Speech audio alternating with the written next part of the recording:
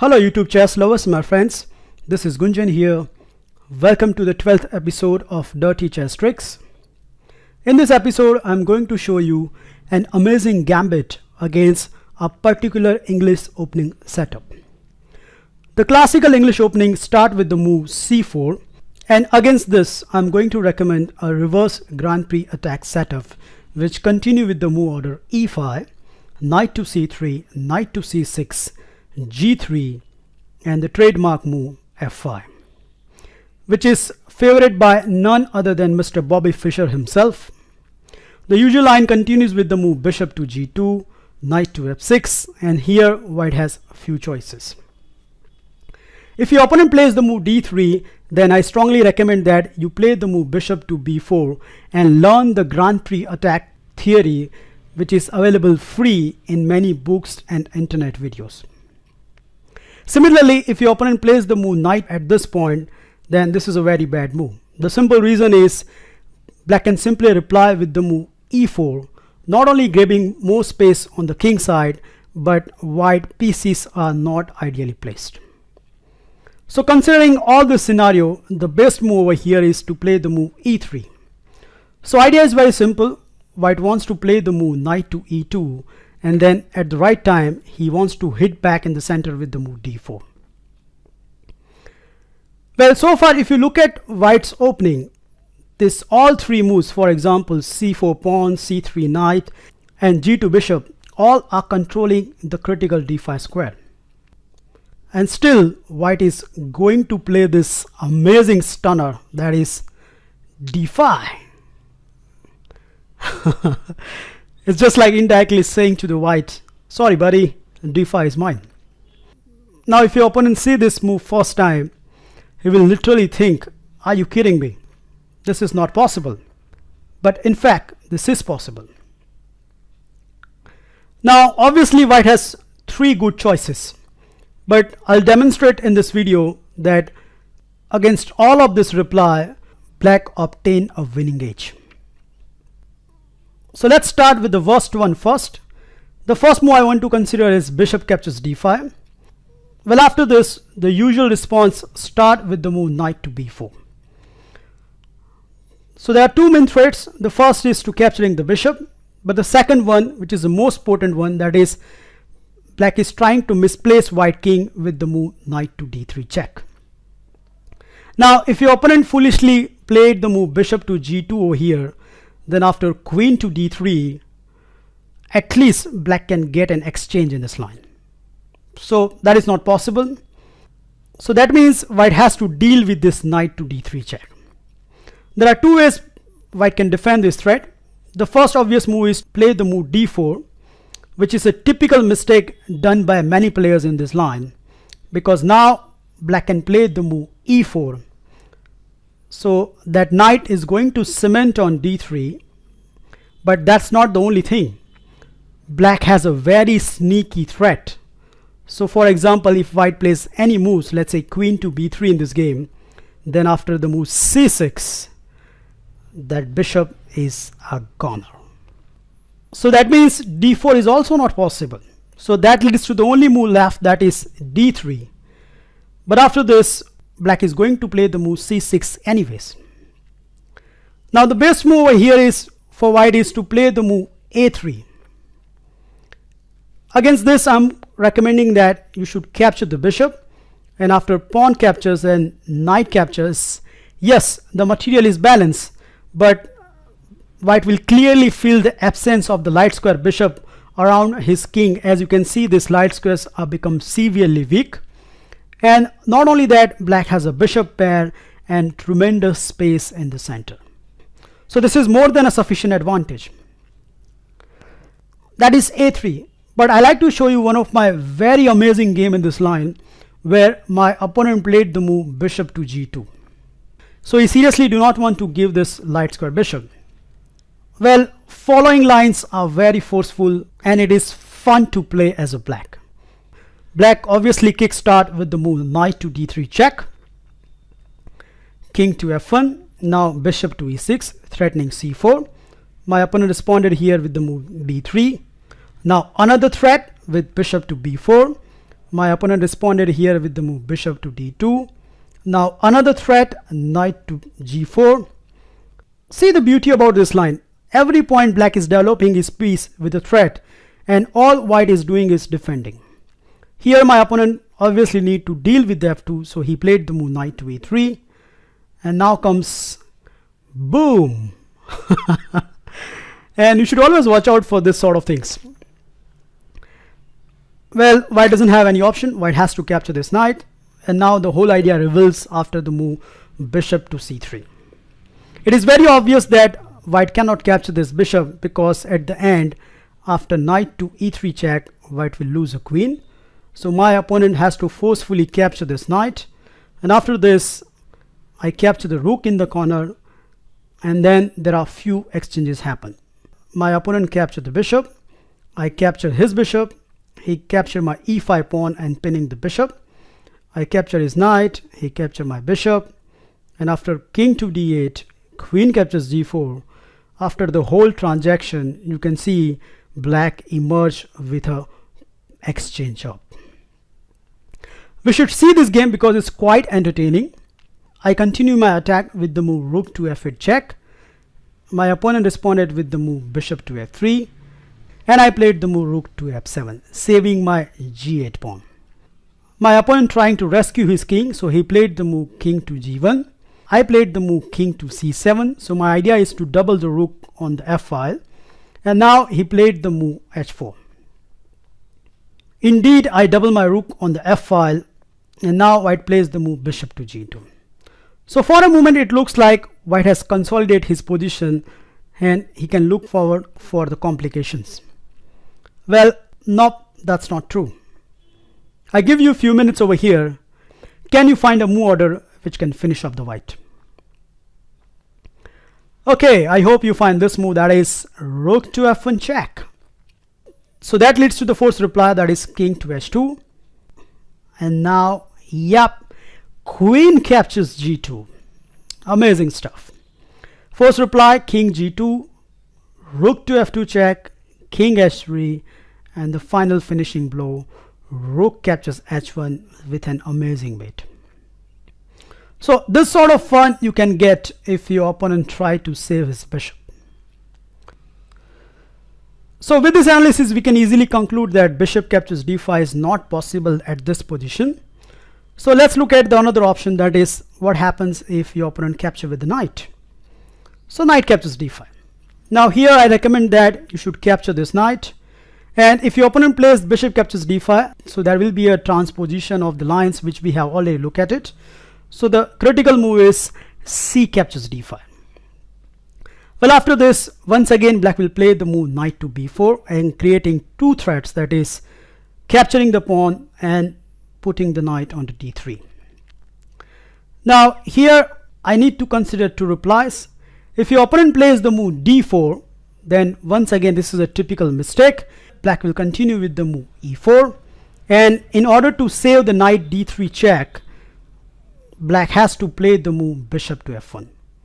So this is almost a moral victory because every single piece of white is at the back rank, and now we are simply going to capture the d5 pawn.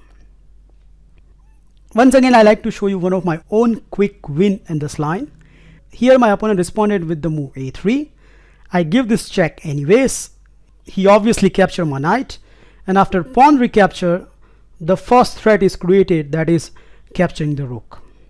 Now obviously white doesn't want to play the move f3 and weakening his king side, so he decided to play the move knight to f3. I continue with the move bishop to d7, and now he castle on the king side, which is a big mistake. The simple reason is black can play over here bishop to c6, not only hitting the knight, but that knight cannot move because there is a mate threat on these two squares. So it's funny enough that just in few moves of the opening, white is obtaining a losing position. The only move left is e4 over here, which is a very tricky move, that if black foolishly captured with the queen, then rook to e1 and white is winning. But I didn't fall for that. I played the stronger move, that is f captures e4. Now my opponent's idea is to play the move knight to e5 and grabbing that dangerous bishop.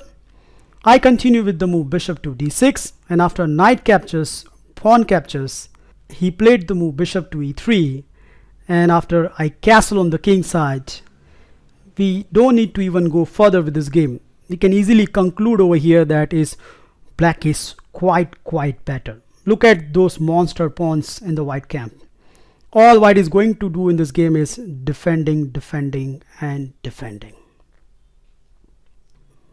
Now the second obvious move is to play the move d3, so stopping any knight to d3 intrusion.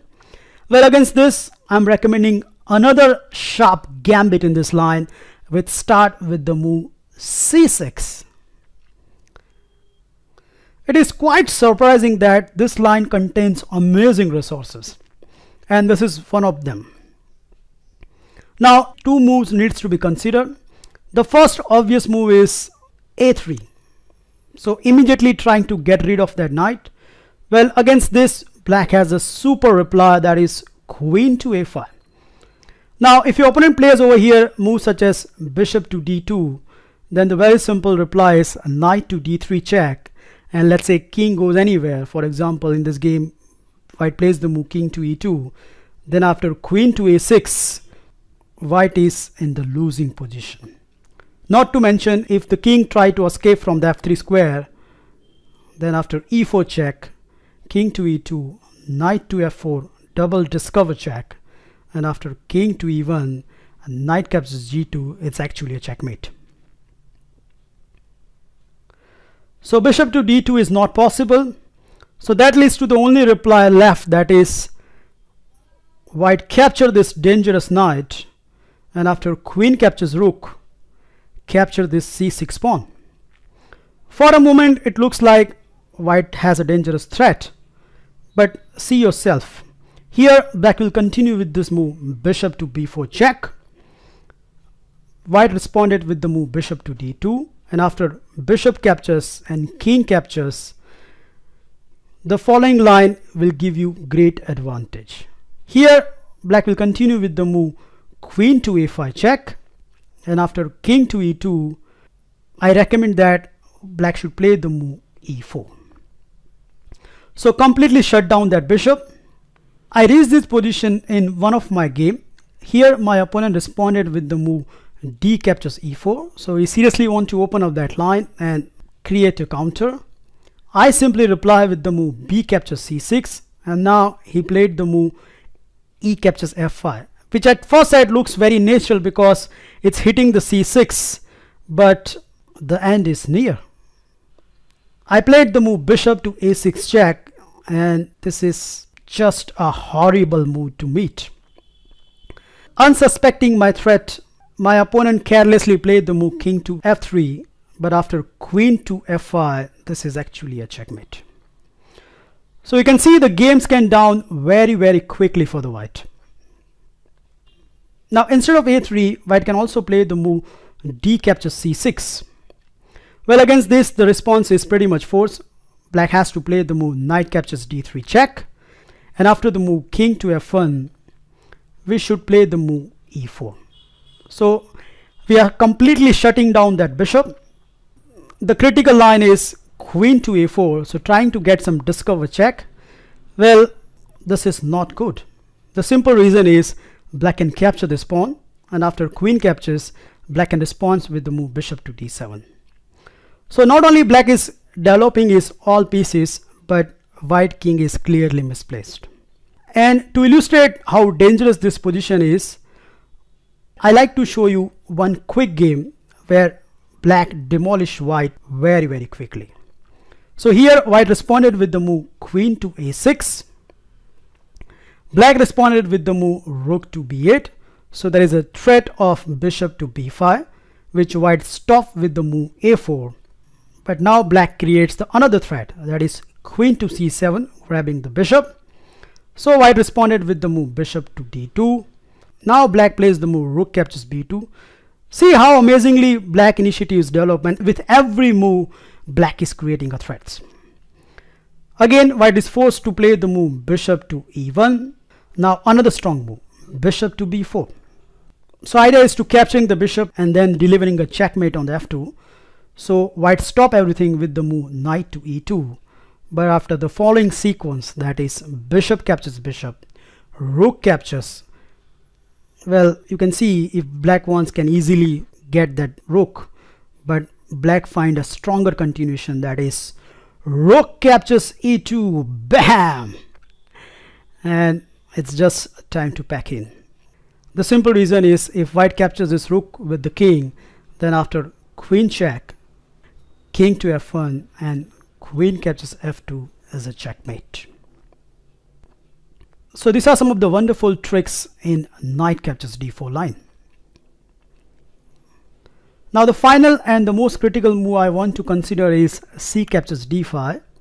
But against this, our reply is pretty much same. We are going to play the move knight to b4. So creating two threats. And now white has two options, either to go d4 or d3. White has also tried the move queen to b3, but that will lead to a transposition into the d5 variation, which we are about to see. So against the move d4, as usual, we are continuing with the move e4, and now white plays the move queen to b3. So with this move, white is saying that okay, I'm ready to accept that my king is going to misplace, but on the other hand, I'll put my pieces on the active squares.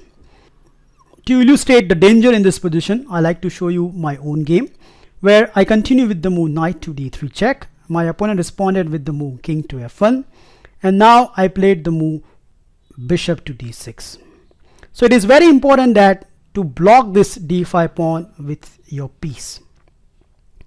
My opponent continued here with the move knight to e3. I played the move knight to g4, and now he played knight to b5. So he clearly wants to get rid of my bishop and then post his knight on the f4 square. Well, actually I allow him to do this with the move castle on the king side. He delighted to capture my bishop, and after I capture with my queen, he played the move f3, which was his whole idea. So destroying my pawn chain and same time hitting the knight. But when you play this sort of move, you should always look out for the surprises, and that's actually I delivered to him. Can you spot black's next move? It is knight captures h2, boom. More or less white is forced to obliged to accept this sacrifice. So rook captures h2, and now queen captures g3. So double threat, checkmate threat on e1 as well as capturing the rook. The only reply is king to g1. And now this game will demonstrate that the combination of knight and queen can be sometimes very, very lethal. So here I continue with the move knight to e1. The threat is knight captures f3. So my opponent first of all give me this discover check with the move d6, and after king to h8, now he played the move king to h1. No matter, black get his piece back after the move knight captures g2. Please note, white cannot capture this knight because queen can capture on h3. So the game continues here with the move f captures e4. And I think here I played the best move of the game, that is knight to h4, which has a very simple idea, queen to e1 check. So my opponent has to deal with this threat, and he played the move bishop to d2, but the game is ended right there. Can you spot it? Yup, is knight to f3, and it's amazing that just from this two piece I created a havoc in the white camp. White can just resign over here. The simple reason is there are two checkmate threats exist, which white cannot defend both of them. So that was about the move d4. Your opponent can also try the move d3 over here, but against this I'm recommending that you should capture this d5 pawn, and after knight captures and knight captures, I like to show you the danger in this position. The general response is to play the move a3, so stopping any knight or bishop intrusion. Well, here I recommend a very simple plan, starting with the move c6. So now the idea is very simple. What black wants to do is to play the move bishop to d6, bishop to e6, queen to e7, and castle on the king side. With the simple moves, not only black can finish his development very easily, but because black has a tremendous space in the center, these positions are quite favorable to the black. As usual, I like to show you one good trick in this line. One of my very strong opponent here responded with the move knight to e2. I continue as per our plan, so I played the move bishop to d6. He castled on the king side, and I did the same. And now he played the move queen to b3.